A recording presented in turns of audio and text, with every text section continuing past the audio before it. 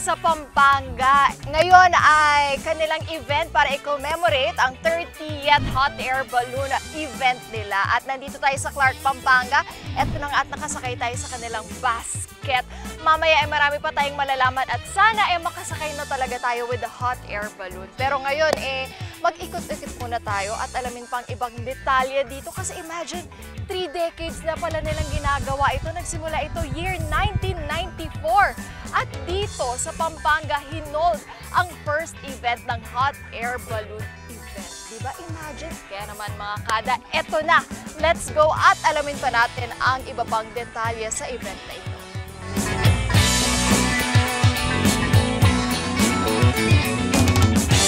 Dahil maaga at mahangin pa, hindi pa tayo pwedeng makasakay sa hot air balloon.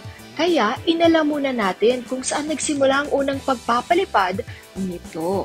Buti na lang at bukas itong Clark Museum at naimbitahan tayong makapasok at alamin kung ano at saan nga ba talaga nagsimula ang unang pagpapalipad ng hot air balloon.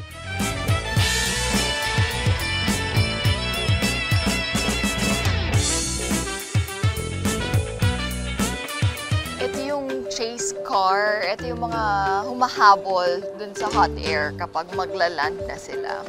So imagine, no, dati wala pang phone, walang GPS, talagang hanapin talaga nila yan. So ngayon, itong iniikot natin ngayon, part to ng pag-commemorate nila ng 30th Philippine Hot Air event dito sa Pampanga. So lahat dito nakasulat yung history, kasi imagine 3 decades na pala, no? Parang ito ang number of balloons and spectators in 1994. Grabe And yun ang maganda, nakaka-attract siya ng travelers, ng tourist. Ang dami rin, no? Ang dami. So yung a-attendan natin mamaya, yung pupuntahan natin mamaya, free admission yun. So I hope na maraming pumunta. Dami pa dito. Marami kayong matututunan dito at malalaman. Yun yung maganda. Hindi lang siya basta-basta you're looking at the beauty of the balloon. It's more of you having the knowledge and being aware of it kung bakit ba nagkakaroon tayo nito, bakit ba meron tayong event about hot air. Ito naman ang kanilang memorabilia. Ito, 1994. January 27 to Feb 1, 1994. Diba? Imagine, ito yung first poster nila nung 1994. Hindi pa nga ako pinapanganak kasi December pa ako pinanganak. So, halos magka-age lang naman kami. And photo albums. And meron silang poster din ng kanilang 2nd and 5th mga IDs. In fairness na sa mga photos before, no, hindi siya madaling ma-fade. And they have pins. Ito na ang 6th. Parang naka-attend naman ako dito sa 14th. Kaya nagbasa-basa muna ako sa loob. Because kids, reading is what? Fundamental! At nalaman ko rin dito na sa pagpapalipad ng hot air balloon noon ay may tinatawag na chase cars o ang mga naka-assign na humabol at sundan ang paglapag ng hot air balloon. Buti na lang nandito ang isa sa mga kauna-unahang miyembro ng chasing crew na si Sir Danon Dizon. Kaya naman mga kada, syempre hindi natin papalagpasin ang makipagkwentuhan sa kanya tungkol sa naging experience niya. So ayan, kung kanina sa poster lang natin nakita yung chase cars at chase crew, ngayon eto na experience nating sumakay sa one of the chase cars na ginamit. At syempre may mga kasama pa tayo, one of the chase crews nung unang hot air event, si Sir Danon Dizon. Hello po! Hello. Good day, Sir Danon. Good day. Sir Danon, kumusta po ang experience na maging chase crew nung 1994? Oh, very exciting kasi first hot air balloon yun. So, super excited kami talaga. Isipin mo, hot air balloon, no? Magkaka-event dito. So, we were all excited and actually, nung una, hindi namin talaga alam kung ano yung talagang gagawin namin. Pero, it went well and it was so fun. Nung ano po 1994, hindi pa po talaga may phones po siguro, pero hindi naman talaga nagagamit ang GPS or maps. Yes. Wala pa pong ganun na technology na meron Wala, tayo. wala, So, wala. paano nyo po hinahanap yung hot air balloon? Oh, well, we were using VHF radios noon kasi yung mga radyo. So yun ang mga guides namin. Tapos nagtatanong-tanong sa ano. And of course, you will see the balloon where it lands actually. Magkikita. So, hinahabol nyo po. Hinahabol So, namin. pagka-fly ngayon, pababa ng pababa ang balloon, hinahabol nyo. Meron po bang scene or situation na medyo mahirap yung daanan? Oo, kasi masyado kang focus sa balloon. Hindi mo na pala alam, pumapasok ka sa mga private property, ganon. Kasi ang main concern mo is to chase the balloon. Yun, usap sa May mga tao, diskusyon. "Oy, pwede po dito, ganun, sige, okay lang. Pero kung minsan may konting tension kasi yung nga, hindi pwede dyan. Pero, we went through it. Hindi po ba malakas sa gas? Kasi syempre maraming dadaanan, medyo malayo, Yes, matagal. noon. Kasi yung mga ginagamit namin nun, yung mga World War II jeeps na restore namin, medyo maliit sila. Kaya original yung mga makina nila. So, medyo matakaw din sa gas. And we were all volunteers at that time. So, Volunteers? Yes. Gising kami ng umaga, tapos... Gaano po kaaga yun? Siguro, we wake up at 3 a.m. Ganun. Kasi dapat 5 a.m. We were at the hotel, hindi namin ng mga trees. So, it's a very early activity. Tapos sunod-sunod na po yun, naging chase crew din ba kayo? Second, third? Up until the year 2000 and before I migrated to United States, hanggang 2000 naging chase crew din ako. Ito po, sa inyo po tong chase car na ito. Yes, actually hindi namin to talaga ginamit, pero mga military jeeps na maliliit. Ito medyo kasi malaki ng konti. Pero this is one of the restored vehicles I did. Gusto ko lang pong ma-visualize, kapag nag-land ang hot air balloon, dito rin po ba isasakay lahat yun? Yes, mayroon kaming hatak na trailer.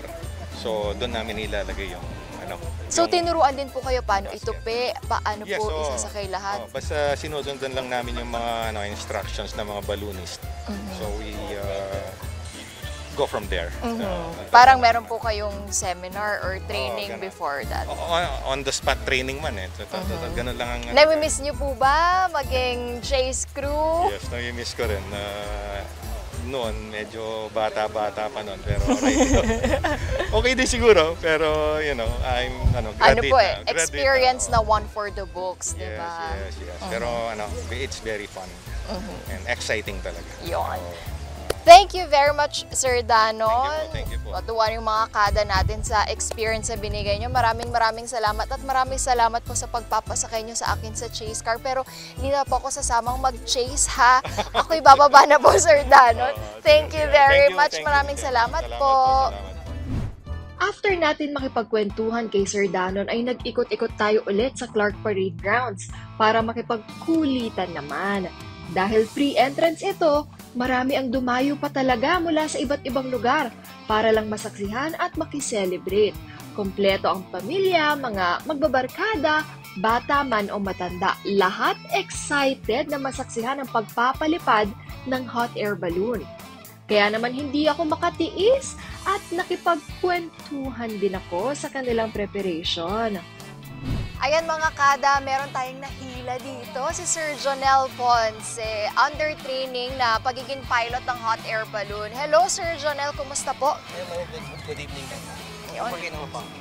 Good evening, pero yes, good evening kasi kailangan natin talagang hintayin yung gabi para makapagpalipad tayo ng hot air balloon, di ba Sir Jonel? Opo. Gaano katagal na po ba kayo nagpapalipad nitong hot air balloon? Siguro last year pa, mga April. Nag-start kami April last year. Ilang hot air balloon na po ba ang inyong napalipad?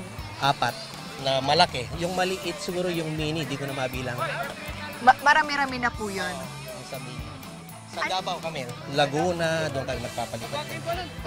Paano po ba natin masasabi na pwede ka na po magpalipad ng hot air balloon? Actually, yung pre-flight, hindi pa kami pwedeng lumipad. Yung tethered lang pwede. Pero pag pre-flight, kailangan ko pa yung certification ng mga certified pilot. Meron po ba yan parang halimbawa pag sa airplane pilot, sa plane pilot, meron silang school or training, they can get certificate for that. Kayo may ganun din po. Meron. Gaano katagal po? Hindi, sandali lang siguro, matagal na yung 1 month yan. Pwede po ba natin pag-usapan yung preparation? Gaano po katagal ang preparation para magpalipad? Siguro yung preparation na sa 30 to 40 minutes, depende sa hangin. Pag malakas yung hangin, pag sumobra sa 7 knots, actually hindi kami nagpapalipad. Dapat 7 knots pababa. Minsan nagpapalipad kami mga 9 knots pero medyo mahirap siya. Paano po ba siya napapalipad? Yun yung nagtataka yung mga kada natin eh. Yung init sa loob, tapos malamig sa labas. Kaya siya lumilipad. Ano po ba yan? Gas ang gamit? LPG, tsaka propane. Yung gamit. Ano po yung satisfaction na kukuha nung sumasakay sa hot air balloon? Yung sa pilot, siyempre, masaya naman na natututo kami mga Pilipino, hindi lahat puro foreigner. Dati kasi puro foreigner eh. Totoo po yan. Ngayon, nagpaplano kami si Sir Dale Antonio na mag-ano ng school nga sa mga local na mag-certified pilot. Gaano na po kalaki yung komunidad ng inyo? Yes po. Siguro wala pang 10. Wow! Baka wala pa. Meron po bang dumadayo na hindi Kapampangan para makapagpalipad sila ng hot air balloon? Meron yung iba sa Manila. Hindi ko alam sa Manila kung ilan sila, pero alam ko wala pang 10 yung mga local pilots. Kayo po ba encourage po yung mga kada natin na magpalipad din ng hot air balloon? Oo, kasi magandang experience. Tsaka talaga nagpaplano kami mga sa Pampanga na magtatayo ng yung para mabigyan ng lisensya yung mga local. Kitang-kita po sa ngiti nyo na happy po kayo sa ginagawa nyo. Ano po ba yung lesson na natutunan nyo dito simula nang ginawa nyo pong magpalipad ng hot air balloon? Disiplina sa mga crew. Kailangan talagang tutok kayo sa trabaho. Gumagamit kami ng LPG. Kailangan yung safety. Yan ang nauna palagi, safety. Ano po bang requirement ninyo para sa mga piloto ng hot air balloon? Kailangan medyo siya, focus lang sa trabaho. Pag hindi ka focus, medyo mahirap siya. Ano po ba yung dito, critical na part? Kasi gumagamit po tayo ng LPG, tapos mainit po. Ako pa na-experience ko nang sumakay medyo mainit-init po Yung critical dito, yung medyo mahangin. Pag mahangin, medyo mahirap siyang i-handle yun. Okay, maraming salamat po Sir Jonel sa inyong pag-share ng experience. Maraming salamat po. At mamaya po pwede po ba akong makisakay sa inyong hot air balloon? Okay mga kada, hintayin natin yan. Mamaya sasakay tayo sa hot air balloon na tinatayo. Ayan, kung makita nyo sa likod po ng ating pilotong si Sir Jonel Ponce. Maraming salamat. Excited na ba kayong makita akong lumipad? Hindi as superhero lumipad lang gamit ang hot air balloon, syempre. Pero, kalma lang kayo mga kada dahil nakipagkulitan at kwentuhan muna ako sa mga kapwa ko excited din dahil ang dami na nga talagang nakaabang. Ayan, meron pa tayong mga nakasama dito. Anong pangalan mo, kuya? Zach. Taga Pampanga ka ba? Hindi ko, taga Quezon City po ako. Bakit naman dumayo ka pa ng Pampanga? Wala kasi mag-aaral Oo. Pero alam mo na talaga may event ngayon o na-invite ka lang ng kaibigan mo? Na-invite lang ako ng kaibigan ko. So anong ina-expect mo sa event ngayon? I'm expecting to be fun. At saka ina-expect ko talaga na tumasok ng logo to because it's my first time. Wow! Yeah, it's my first time. First time mo makakita ng hot air balloon? Yeah, in person. Wow! Thank you, Zach. Pero pa tayong mga kasama dito. Anong name? Vanessa po. Vanessa, ikaw ba taga Pampanga? Hindi rin po. Dayo lang. Taga saan? Taga Bulacan po. Anong ina-expect mo sa event ngayon? Lobo po. Lobo! Ikaw ba kung si Zach first time niya makakita in person, ikaw ba first time mo rin? First time din. Gusto niyo rin ba sumakay ng hot air balloon? Ay, pwede ba? Yan ang titignan natin. Ikaw din ba, Zach? Yeah, sure. Wow, okay. Sa tingin niyo ba mas marami pang dadayo ng mga turista sa susunod dito sa Pampanga because of this event? Yes, of course. Clark is a very beautiful place. It's not like other places in Metro Manila. Taray ng Q&A niya, talunin mo. English din ba? Of course, a lot of tourists will visit Clark because this is the only place you can see hot air balloons in Luzon, you know. It's not very common thing to see. Oh, Inalo! I love it! Thank you so much, mga kada!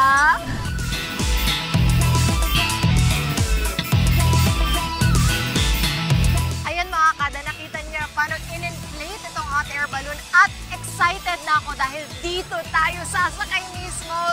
Ginagawa lang nila, nasa-stable lang nila, tinatali lang yung mga tali ng balloon para sa sasakyan para hindi na lumayo pa ang ating flight at tayo aangat 15 to 20 feet above. Kaya naman, isasama ko kayo mga kada. Diyan lang kayo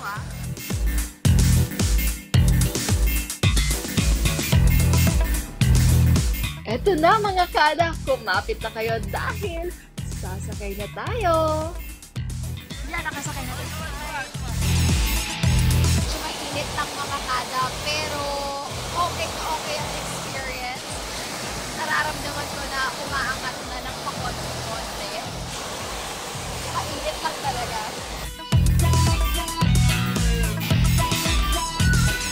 We're flying. So, ayan, ang mararamdaman mo lang dito mga kada, once na pinapainit nila, yun, medyo mainit lang talaga sa mukha. Pero, yes! I'm so excited. This is my second time to fly, to ride a hot air balloon. Kaya naman, excited na ako. As you can see, ayan, medyo mataas na tayo.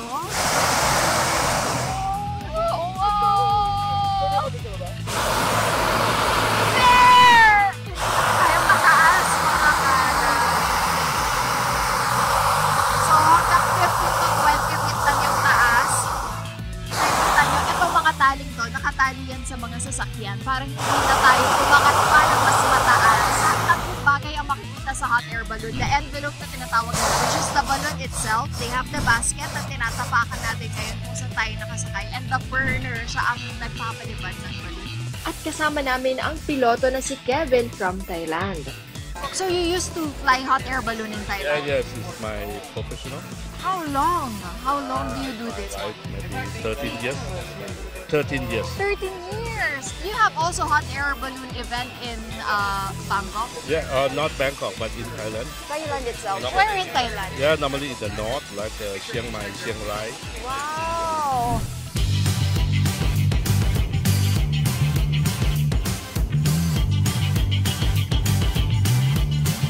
Kilay check, kompleto pa rin naman mga kada, pero sobrang saya ng experience doon.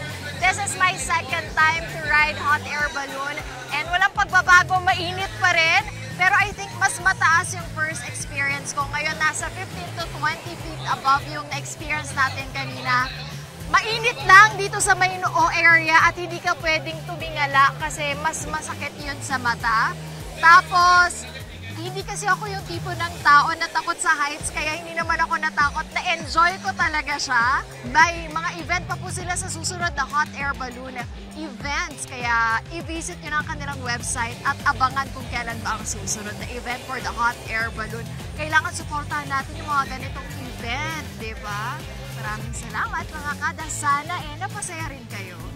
Nakakapagod din ang pag-iikot at pagsakay sa hot air balloon. Buti na lang may mga food stalls. Ito na talaga ang favorite part ko, ang kainan.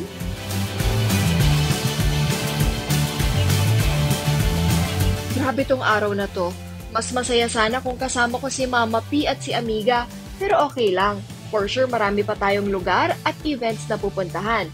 Kaya mga kada squad, comment nyo na kung saan naman ang next travel natin. Super nag-enjoy ako sa experience na ito. Kaya mga kada, be the sunshine and lift everyone up like a hot air balloon because fun is really in the air. Hanggang sa susunod nating travel dito lang sa Kada Umaga! Kaya nga, inanagutom na talaga ako. Ano nga siya? Ayusin niyo niya. Hi mga Kanet 25! This is Emma Tiglao. For more Kada Umaga updates, just click the subscribe button and follow us on Net25 social media pages at Net25 TV and at Net25 Entertainment Facebook page.